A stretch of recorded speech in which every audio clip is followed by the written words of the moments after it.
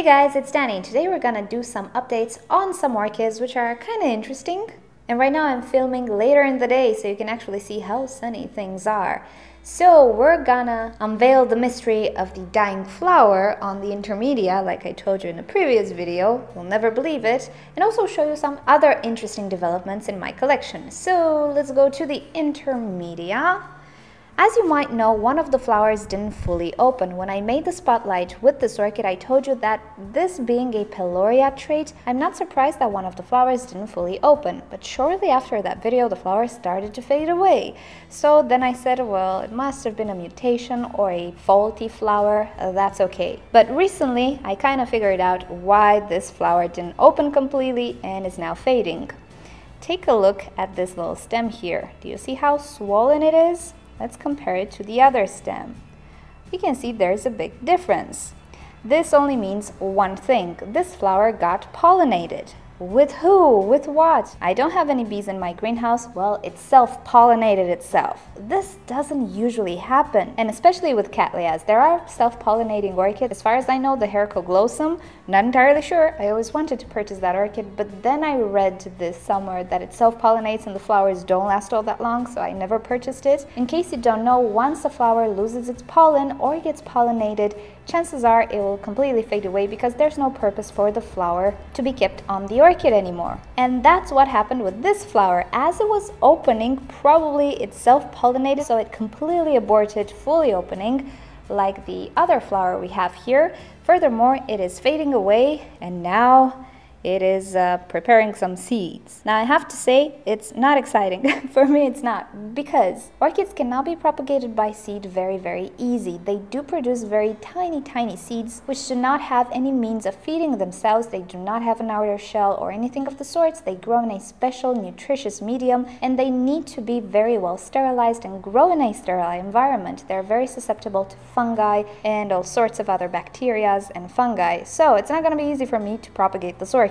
I was not intending to propagate a Cattleya in any case, but there we go, it happened. So I'm gonna let it develop actually. I've never had a seed pod go very thick. I think it's gonna be nice to film just for informational purposes. I can actually send it, if I'm not mistaken, to Orchid. They do offer services of the sorts in the sense that if you send them a seed pod completely ripe, they can sow the seeds for you, and in a few years you'll have some seedlings. But it's a very long process. Not entirely sure if it's costly. It does cost something. It might be cheap, I don't know. So I'm not entirely sure what to do with this one. It's a long-term thing. To be honest, I would have preferred to have the flower fully open and enjoy it rather than have some seeds, but there we go. This is what she did. So again, it's highly unlikely for this to happen, and especially with Cattleyas, they don't self-pollinate. This one did. Shame on you. Why did you do that? Okay, so next up, a Phalaenopsis orchid. So as you can see, I have there what appears to be a primary spike and a branch, a secondary spike. No. What we have here is a double primary spike. Now, this is not a branch simply because, let's take a look at this flower spike. At the base, it is extremely thin, and as it grows, it gets thicker and thicker, and at some point, it totally splits.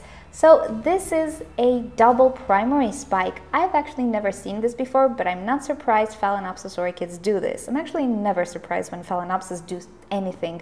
The complex hybrids, I mean.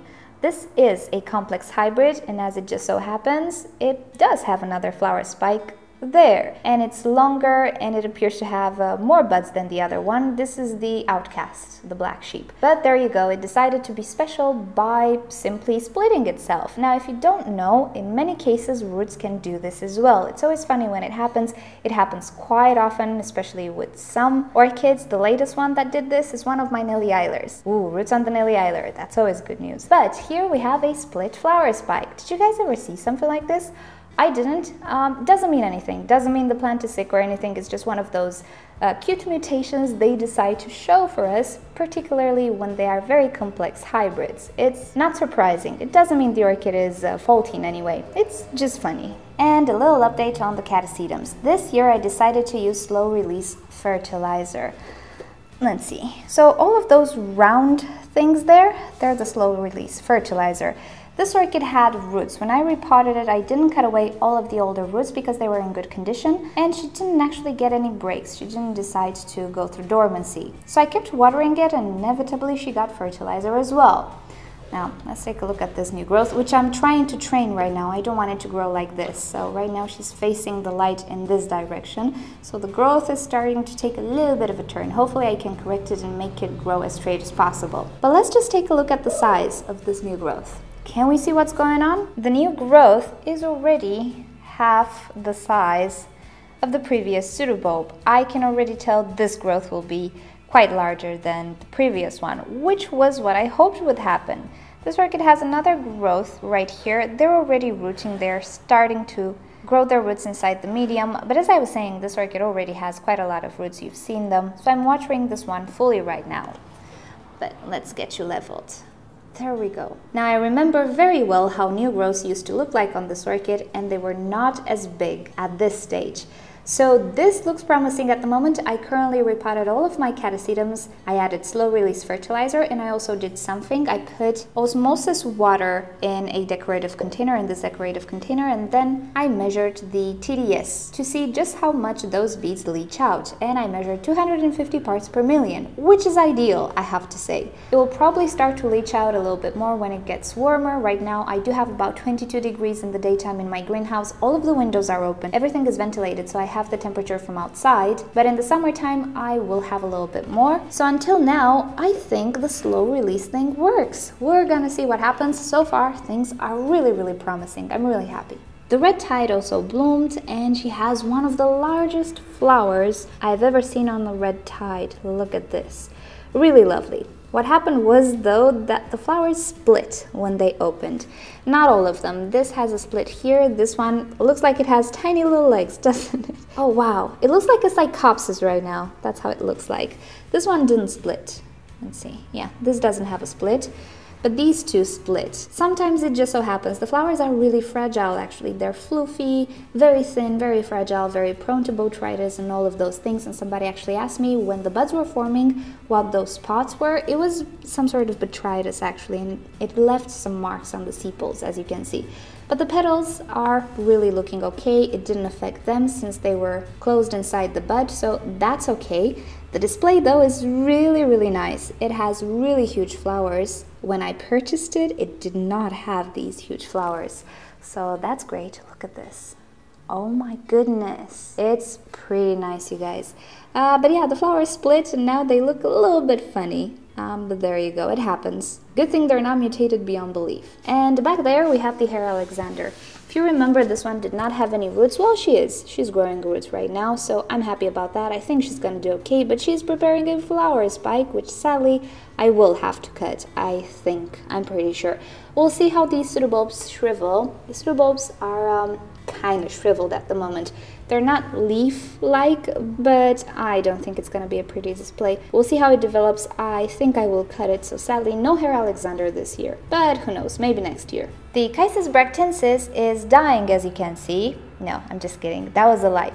This guy is deciduous, so right now he is losing his leaves, but he's growing a new growth, which I do believe is swelling up a bud. If you don't know, this orchid produces flowers when the new growth is not completely mature, actually pretty early in the development of the new growth. I have a video with this orchid when it first bloomed for me, and I think it was the very first flower this orchid ever had. You can see the remains here.